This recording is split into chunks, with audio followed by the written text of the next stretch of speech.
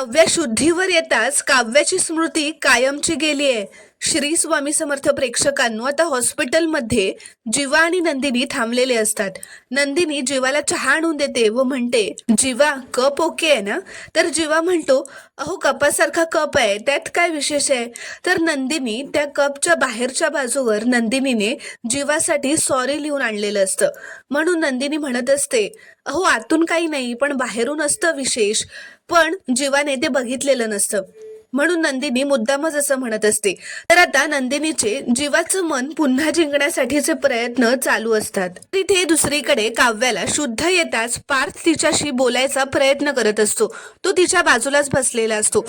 काव्याला शुद्ध येताच काव्या पार्थला असं म्हणते, तुम्ही कोण?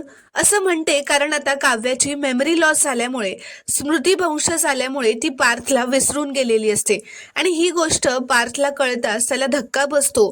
तो पूर्ण खचून जातो। तो काव्याला म्हणतो, एक वेळ आपलं लग्नानंतरचं प्रेम विसरलात ना तर कसा बसा जगेन मी, पण जर तुम्ही मलाच विसरलात ना तर मरून जाईन मी।